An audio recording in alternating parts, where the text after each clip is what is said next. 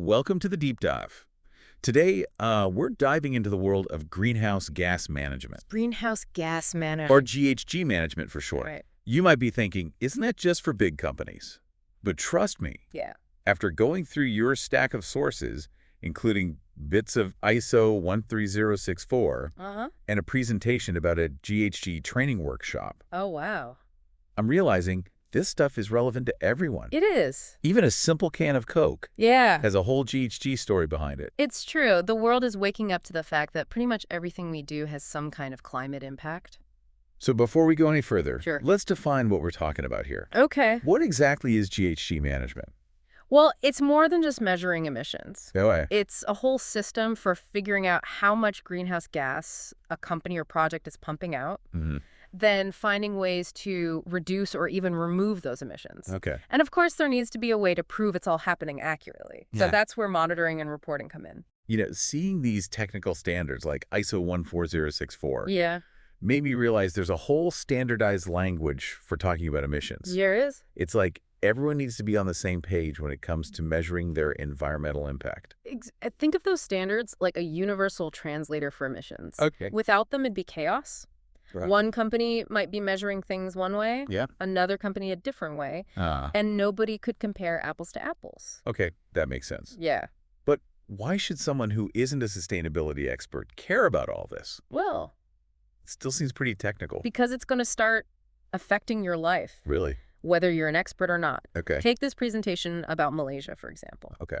It mentions that Bursa Malaysia, their stock exchange, is going to require all listed companies to report their GHG emissions starting in 2025 for the main market Wow. and a year later for the ACE market. So it's actually becoming law for companies to report their impact.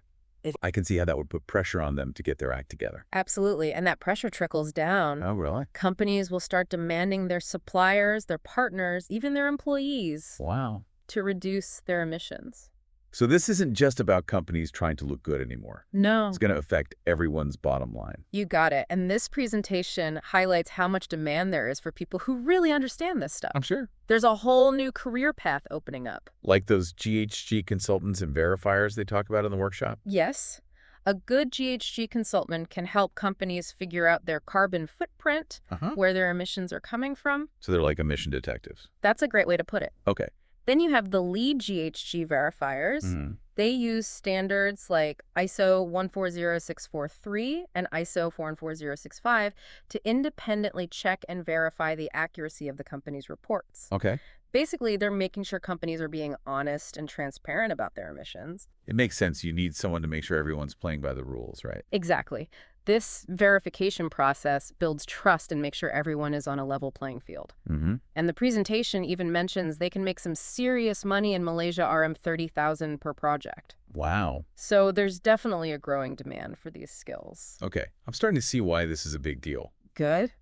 But how does GHG management actually work in practice? Okay. How do you even start measuring all these emissions? It's a lot like managing your diet. Okay. You wouldn't just say, I need to eat less, right? Right. You'd want to break down your calories, figure out where they're coming from, carbs, protein, fat. So that's where those scopes come in, like they talk about in the presentation. Yes. It's like breaking down emissions into different categories. You're catching on. Okay. So Scope 1 emissions are the direct emissions from stuff you control. Oh. Like if your company has a fleet of delivery trucks, all those emissions from burning fuel are Scope 1. Okay, I think I get that. So Scope 1 is what you're directly burning. Yes. What about Scope 2?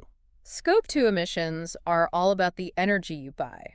Okay. So the electricity you use in your office building, those emissions from the power plant are Scope 2 for your company. Makes sense. Yeah. So you have what you burn directly, then the energy you buy. Right.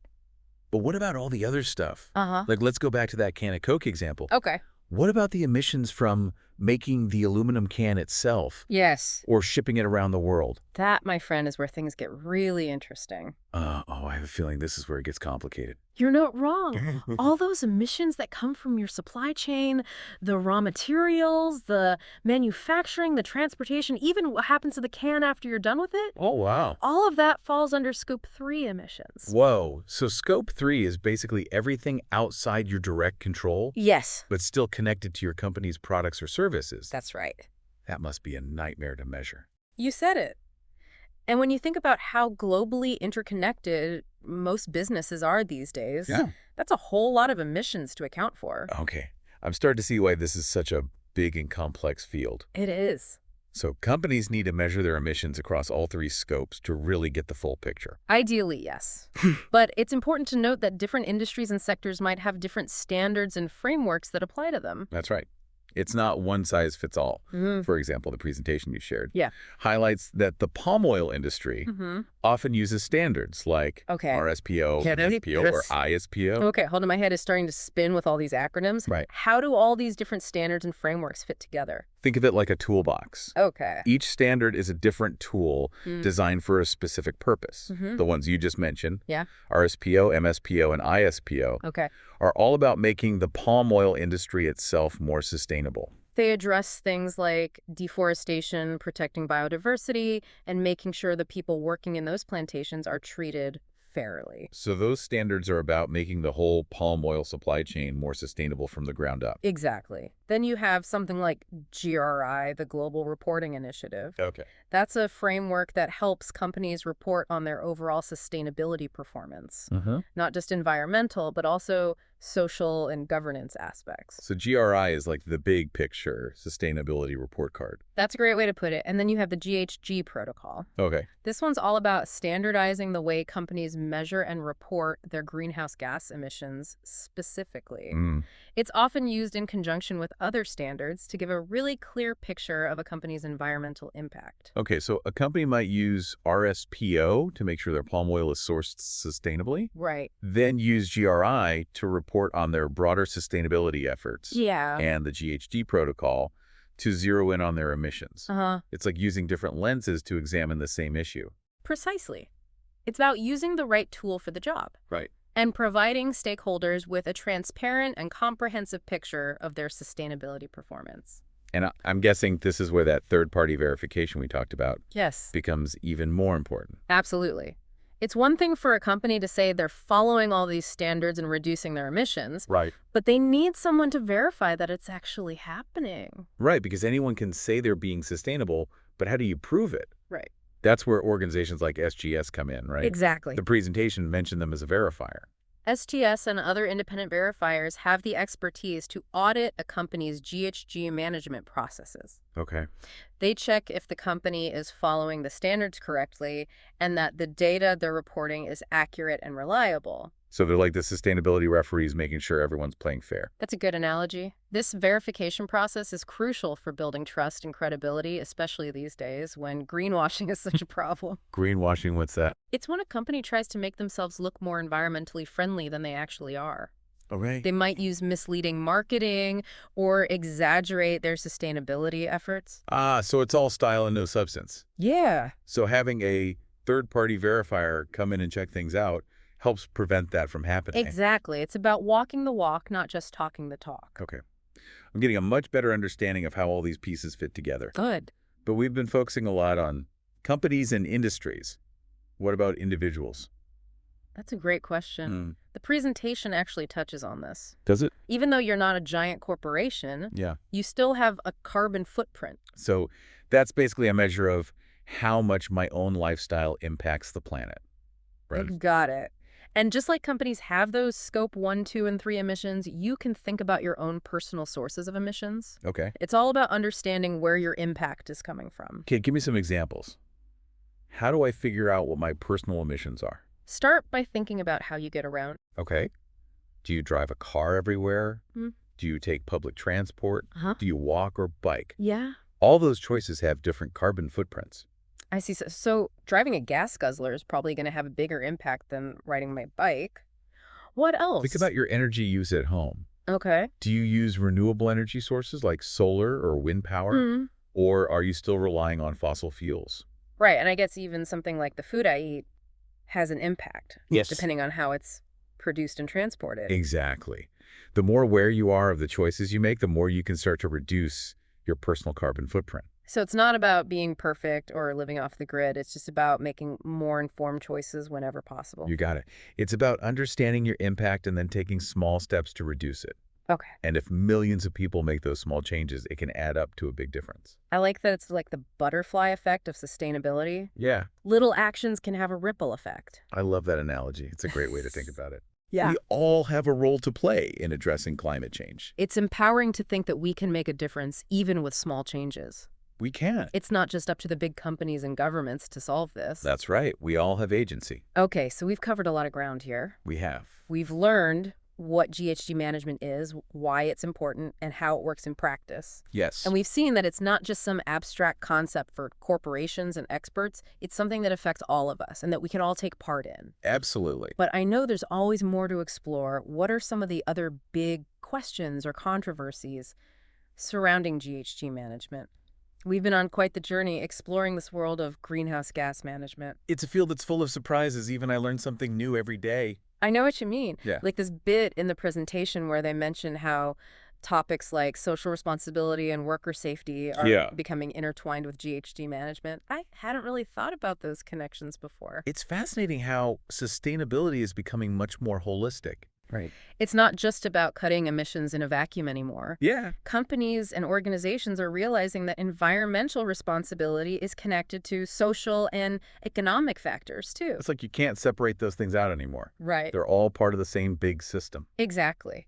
And this raises some really important questions. Yeah, like what? For example, how do we make sure that efforts to reduce emissions don't end up hurting communities or workers' rights? Right. How do we make sure everyone benefits from the transition to a more sustainable world? Those are some really big questions. They are. It definitely adds another layer of complexity to this whole thing. It does, but it's also an opportunity to create more just and equitable solutions. I like that. And it brings us to another interesting aspect of GHG management, Oh, what's that? the idea of carbon offsets. Okay, I've heard that term thrown around, but I'm not entirely sure I understand what it means. In a nutshell, carbon offsets allow companies or individuals to invest in projects that reduce emissions somewhere else to compensate for the emissions they can't avoid themselves. So, like, if a company can't eliminate all of its emissions from its own operations, Right.